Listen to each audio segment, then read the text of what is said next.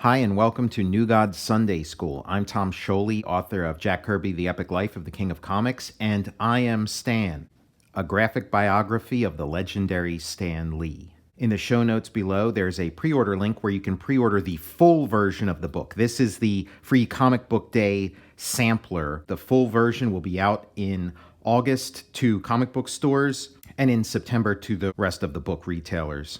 So I have barely a whisper of a cover to New Gods number 9. A stranger from the strangest land ever seen. The Bug, the New Gods, with Lightray and Orion. I like this cover layout. Love the scene of the Bug and his cohort storming the ramparts, and then this little, you get to have your cake and eat it too. You get the main characters off to the side. The reason why I think Lightray is on top is just so it's not like Orion, Lightray. It's Orion, Lightray, Orion. A little bit of visual variety.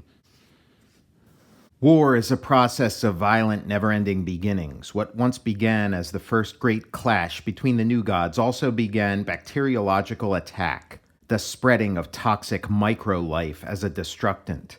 This life did not end with the clash. It festered, it grew, it evolved, and it was different. This is Forager. He's a food seeker. To a teeming multitude, his kind means an end to hunger. To the new gods, he's merely typical of the Bug. We see it, Forager, we see it. It's a great storing place of food. Then follow me and take all you can carry. Beautiful opening page. Really, just amazing new character. Kirby's constantly introducing new characters. And, he was just getting started. So, in these first 11 issues, he's just setting up all the pieces, putting all the pieces into play. Who knows how many more introductions there were going to be. And he wasn't anywhere close to sort of tying this thing up. It was just getting started. And this is the introduction to a new character, the Bug Forager. We get an amazing double-page spread. The Bug is Legion. His ravenous hunger is Legion. From the dark inner world of New Genesis, he attacks in Legion. We've disabled the picket sentries. Onto the walls. Our acid pods will burn some openings for us. Forward, forward, keep going. So yeah, it's just a siege of these food storage houses that are, all along the surface of New Genesis. It's where the new gods, sort of store reserves of food. Hurry, pass these food packs down, then take one yourself and run. So it's a raid. They strike and run. Experience has taught the bugs that death soon follows in the wake of such forays. Run, return to the mound. Remember, everyone must try to make it back to the colony. It comes, the sky death comes. And in pursuit of the bugs, Highfather's deadly monitors close in. Release the spray, halt the pests. Those bugs grow ever bolder. They should be studied more closely. When the vapors descend, the fleeing legions stiffen in their tracks and drop motionless to later vanish from landscape. I can't move. I can't. Of course, there are always those who escape, and Forager is always among them. Take to the water. Swim. Forager is hardy and clever. He swims beneath the water where the death vapors cannot reach him. Death vapors. So these are the monitors, the sort of like angel cops, the sort of angel army that patrols New Genesis. And up to this point, they were sort of holy wrath of New Genesis during the clash. But then they're also sort of, the local constabulary, and then they're sort of chiding and chasing the youth of New Genesis as they do their sort of hot rodding. This is a whole new side to the gods of New Genesis. The gods of New Genesis, these are the good guys. They're the good guys, and the gods of Apocalypse are the bad guys. But as it turns out, the gods of New Genesis have a dark secret of their own. They have their own, ideological blind spot. They have their own genocide. There are these, intelligent creatures who may be different from them, but, seem to possess the spark of life, the spark of intelligence, sentience, in Star Trek or whatever. Yet, the gods of New Genesis seem to have no problem with like exterminating these people en masse because they were hungry and stole food.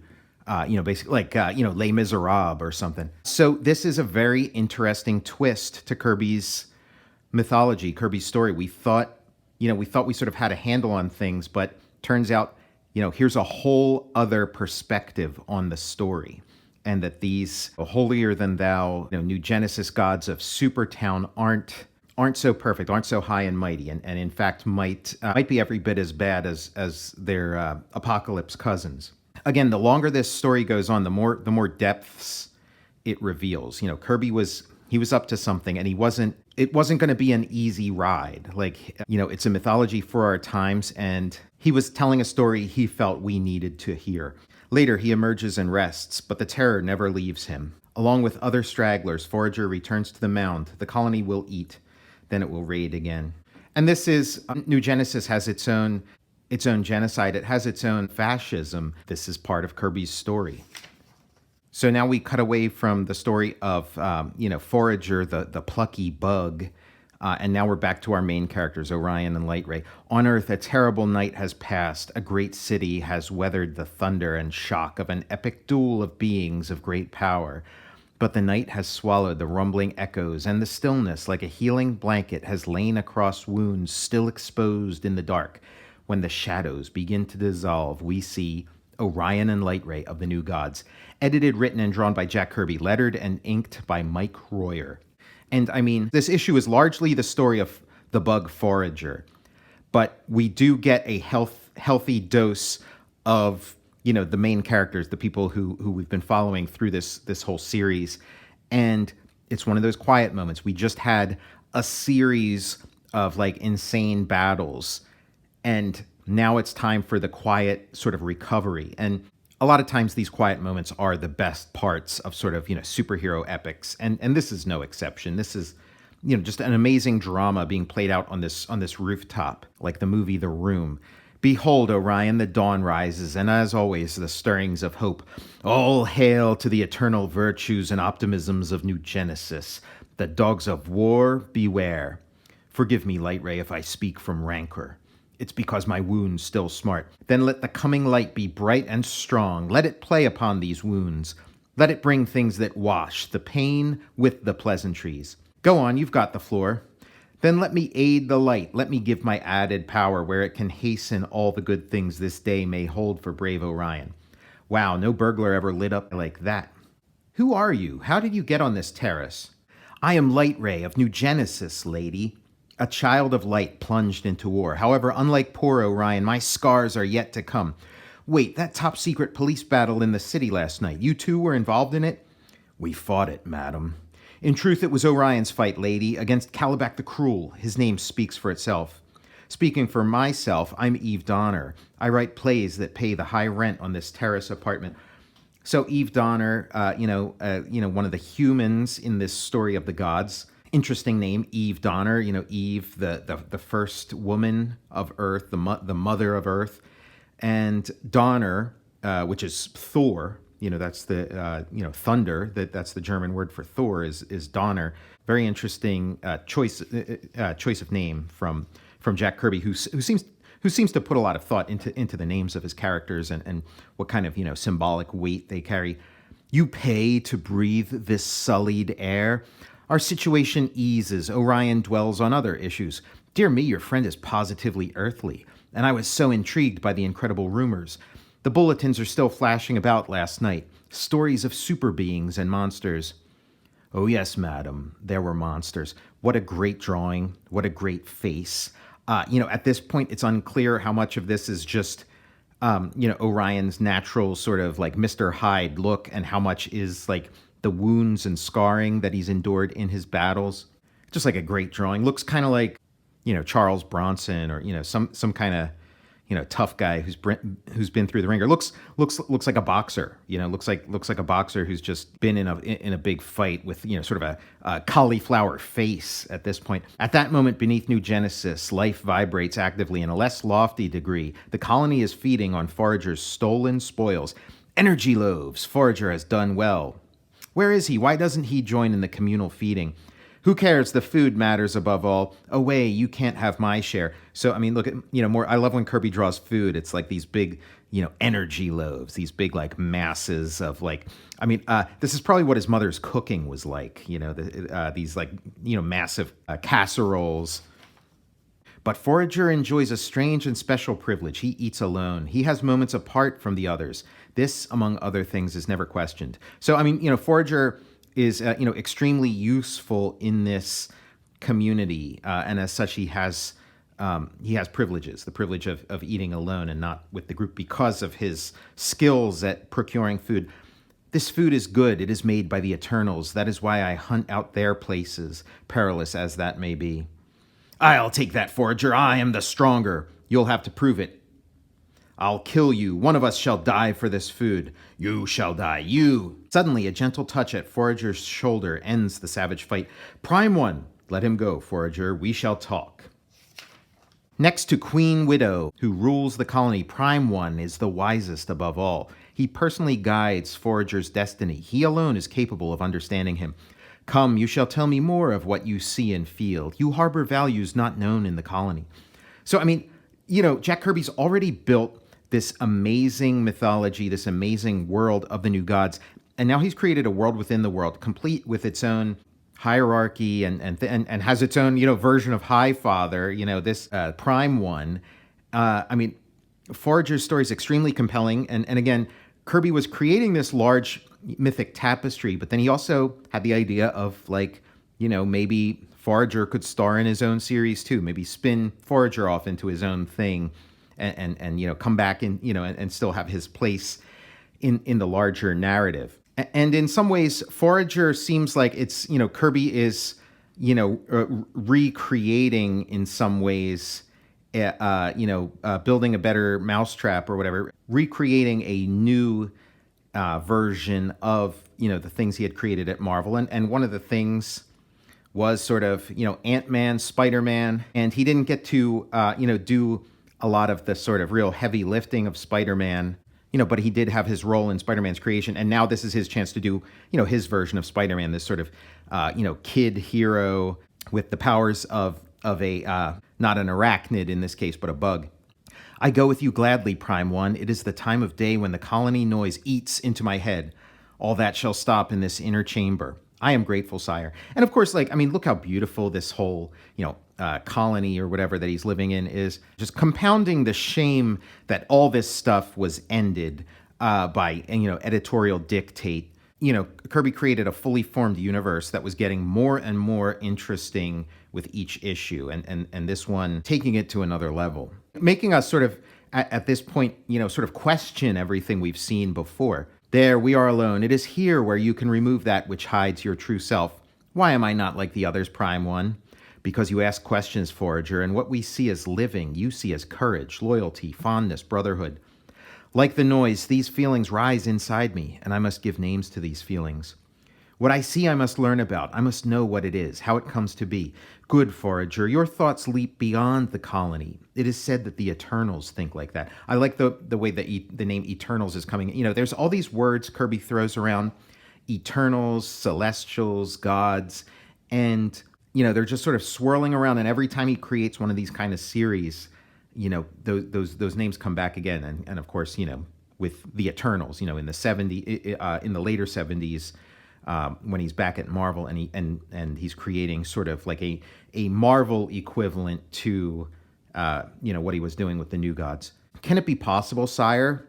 Why, if we could learn to understand each other, they might not kill us, Forager. We could communicate, cooperate. Think of it, sire. We could roam free in their giant domain without peril and all the things of mystery I've seen. I could. First, Forager, we must overcome their contempt and our own fears. The network alarm, the walls echo with it. Invasion, invasion, invasion. The fearsome signal summons all who can fight to protect the colony. Forager quickly joins them. Protect the Queen Widow, protect the newborn, protect the colony, kill the invaders. And also, Jack Kirby, worked on Sectars, this sort of, cartoon and toy line in the 80s. And like you're seeing elements of this carrying into that. He also takes elements of this and brings them into Captain Victory. And then, of course, he was doing sort of like bug colony stories in Tales of Asgard over at Marvel prior to this. So we have a big epic battle as Forager and the rest of the bugs fight these like, giant invaders, sort of, giant bugs. Again, it's a whole ecosystem. And he's got acid pods on his wrists that he can squirt. But on Earth, peace is the momentary word. Orion has been persuaded by Lightray to try it. Pal Orion seems to be softening up in the sun. He looks a little less harsh. He sleeps, lady. He rests. The Eternal Warrior gets little enough of that. Well, it may take the edge off his nasty disposition. However, I'm glad you two decided to be my guests this morning. Your kind gesture is well taken, lady. Ordinarily, Earth folk react in fear to our presence. Though we have been offered Earth food, as converted light energy, it's fairly good. I wonder why Orion decided to stay. Perhaps I'm a challenge to him. Well, I don't frighten easily, not even at faces like that. To know that face, lady, is to be an enemy, and not a friend. Interesting, fascinating. There's something in that fierce and mangled face beyond anything I've ever written about. The sleeping monster, the raging heart, a vessel of fire which consumes even love. Oh, this is great, the way, she thinks he's asleep and can sort of study him, talk about him, and then the eye opens, and it's very, very frightening, very ominous. Kirby has scenes like this in some of his monster comics. There's a scene like this in Fin Fang Foom where Fin Fang Foom's eye opens, and it's like, oh shit. And man, look at this mangled face. You've withdrawn your soothing touch, madam. A pity all that flowery crud ripped off by untimely fright. Oh, you, enough. This is the practice of lizards and idiots. And as for love, madam, I find love in battle hotly fought, in vengeance fulfilled. Man, look at this is, this is a quiet moment. And look at the intensity of it, the action, the body language. This is Kirby. This is great stuff. Where is the enemy now, Lightray? Where? Planning, Orion, not shouting. Shouting? Of course I'm shouting. Let my roars be heard across the wide spaces, in the cracks and crevices that cover Darkseid. Come out, show yourself. Send me no lesser beasts like Calabac. The intensity is rising and rising, because Orion craves action. Hear me, Darkseid. In the end, it shall be you and I, power against power, your death or mine. What's happening? It's like he can shake this town apart. Look at this great shadow cast on the wall. The fury of the gods. Lightray, I retract my former notions. I'm really frightened. Who is Orion? Just what have I been toying with? That which seemed to fascinate you, lady, the presence of pure and total destruction. The battle is over. The enemy is beaten. But not without the aid of Mantis. His arrival decided our victory. For the power was in these limbs, my kin, power granted to me by a mighty ally.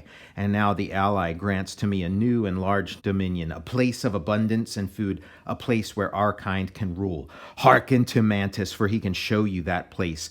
Witness again these power bolts that you saw destroy your giant enemy. Rally behind this power and follow Mantis. Other colonies have joined me to create a great army. Join this swelling host and see wonder upon wonders. Show us more, Mantis. Prime One must know about this. So we got Mantis, who we haven't seen for a few issues, finally, working his way back into the story. Really great character design. And, with the name Mantis, being among the bugs is pretty great. And he's bringing the gospel of Darkseid to these guys. He's trying to pull the bug into this war with New Genesis, trying to, destabilize New Genesis from the inside. Forager races to find his friend and teacher, but when he does, Prime One, what's wrong? Why do they bind you? It's only part of the ritual, Forager. Stand back, Forager. Don't feign ignorance. You know the time must come for Prime Ones to die this way. His mentor is being, led away to die, to be executed. No, you mustn't die, Prime One. The All-Widow rules the colony. She knows you're valuable beyond all custom. Neither the All-Widow nor I can falter from what has been done since the beginnings of our kind. Listen to me, Forager. Time grows short. My plan to befriend the Eternals is in danger. I didn't foresee the return of Mantis. What care I of him? Mantis seeks to draw us into a war between Eternals. We will be used as weapons, not equals. Do you see the importance of that? Yes, no matter which of the Eternals win, they shall still regard us as bugs. What Mantis is offering them is like a pipe dream. It's Mantis and Darkseid just want to use the bug as tools. They don't view them with any more respect than the super towners do. Then listen further. There is an eternal you must find. You must tell him what Mantis is up to. Blast Mantis, I'll kill him myself, but I must save you. Forager is attacked as Prime One is led to the ceremonial killing pit. I mean, just the intensity, the tension of this scene. This guy being sort of like, pulled by rope down into his execution, down into this execution pit. Forager, do as I tell you. You may fail to stop Mantis. The Eternal has a better chance. Have you gone mad, Forager? It's blasphemy to interfere. Prime One walks down slowly and coolly to his doom. The All-Widow already waits with her sacrificial electro-stabber. But how can I hope to talk to this Eternal? I'm a bug. He would stamp me to death without mercy. He will not. Your life is a lie. You're not one of us. You're his kind. No, I don't believe it. I'm a bug. If you are a bug, then I am a bug. My last counsel, Forager. Find Orion. Find Orion. Silence, it is time. And so we have this Queen Widow looking super badass with this huge hair helmet and this stabber thing. It looks like some kind of statuary. As it is, so it must always be in the world of the bug. No, he is Prime One. The colony can't be without him. We'll have a new Prime One soon. Farewell, good Forager. Proceed, All-Widow. So we have these myths within myths, societies within societies, and heroes' journeys within heroes' journeys. If you're going to have a serialized story, you're going to have many beginnings threaded throughout the span of the story. Beautiful drawing here. And selling the Kirby Unleashed portfolio. In the next instant, Prime One lives up to the obligation of his status and dies as the Queen requests. This whole thing of like a queen bee, killing its mates, or like a Black Widow spider. The All-Widow, aware of Forager's opposition, decides to seal his fate as well. Kill Forager, send this order throughout the colony. I don't want the plans of Mantis interfered with. Done, Majesty. Again, we're going back and forth between the high drama of Forager's story to the simmering intensity of this, quiet moment between, battles for Orion and Lightray. To war, Lightray, thank the female, and let's be on our way. Your hospitality was welcome. Respite, lady. Forgive Orion's moment of anger. Frustration, you mean? Give me Darkseid's neck, and I will decide this war. Farewell, lady. You've been most gracious. You, Mr. Destroy It All, that's a terrible temper you've got. I think I really feel sorry for you. You'll never survive your war. You're big, but not bigger than what's eating you. Your enemy, Darkseid, will use it against you. This theme gets repeated through here, that Orion is a fighter, a man of action, and he wants to just get his hands on Darkseid and break his neck.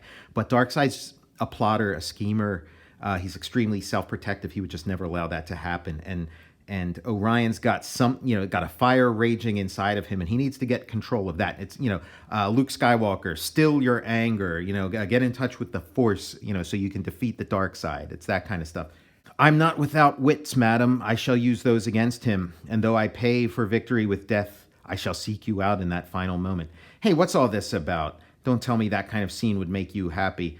At that moment, madam, you'll have the choice of greeting me with scorn or a tear. So, I kind of imagine Eve Donner maybe having, some role, in this story as it goes on, and and maybe even the warrior dies in her arms or something, and she becomes, I don't know, like a Guinevere or something, living out, like a quiet life in his memory or something. Or maybe Orion does survive, and they, this Eve becomes the Eve of a new people, a new merger of God and man, God, God and Earth woman.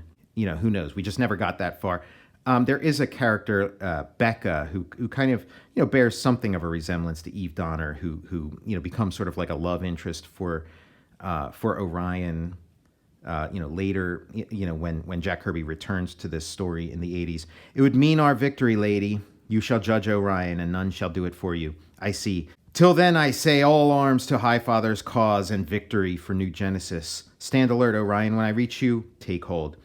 We're away. The destination is yours to say. To where we last fought the battle, Lightray, to assess the damage wrought to my friend Dave Lincoln. Goodbye, noble monster. It's not death or scorn or sympathy I wish for you, but only what you left unfinished here, a time of peace. Great stuff. Jack Kirby, one of the greatest writers of our time. And now they're zipping through the city. Lightray's carrying Orion because he doesn't have his astro harness anymore. And for the whereabouts of Orion's harness, see the Glory Boat, issue number 6, JK. I yearn for the astro harness, Lightray. I look for it to return from its errand of mercy. I like that description, an errand of mercy. Now they're back at Dave Lincoln's smashed apartment. It was Calabac who did this a couple issues ago. Orion, you're back, and with company.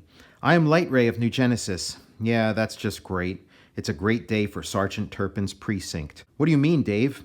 It means we've been waiting for you to show. Metropolis Police, mister. You two are busted. I'm sorry, Orion. I can't buck the law. You'll have to go with them. So, they were waiting there to bust Orion and Lightray because they don't differentiate between New Genesis, Apocalypse. You guys are all interlopers, and you're all going downtown.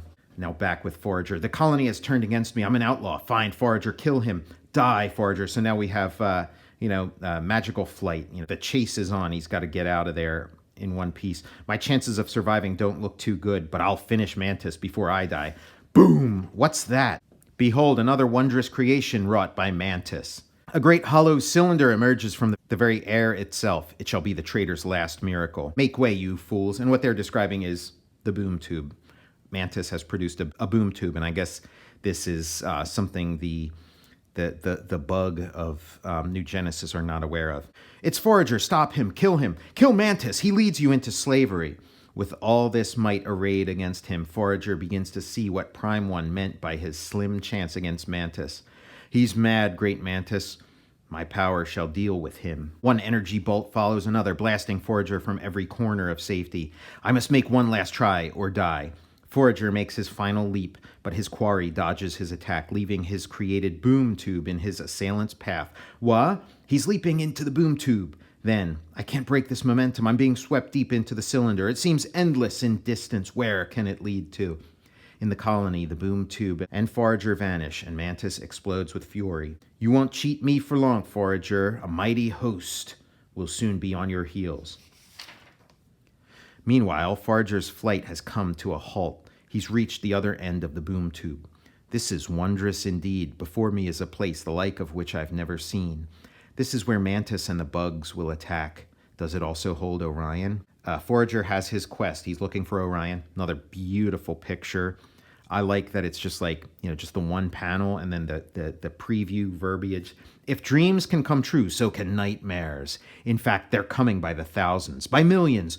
Armies without number, led by Mantis, with a lust for power and a claim to Earth, the doomed dominion. Don't miss the next issue of The New Gods. So, man, what an exciting build-up. I can't wait to see what happens in the next issue. Just, another home run by Kirby. This is one of the stories that, people don't really talk about as much as some of the other issues, issue 5, 6, 7, 8. But issue 9 is right up there. It's right up there with the rest of them. And it's, an exciting part one of a, maybe would have been a multi-parter if things had gone differently, but ends up being sort of a two-parter. And part two has its moments, but is, largely anticlimactic. And there's a lot of reasons for that. And we'll talk about them next time. I'm Tom Scioli, author of Jack Kirby, The Epic Life of the King of Comics, and I Am Stan, a graphic biography of the legendary Stan Lee. In the show notes below, there's a pre-order link where you can pre-order the full book of I Am Stan, which will be out in August in comic book stores and in September for all the other book retailers. Thank you for watching New God Sunday School.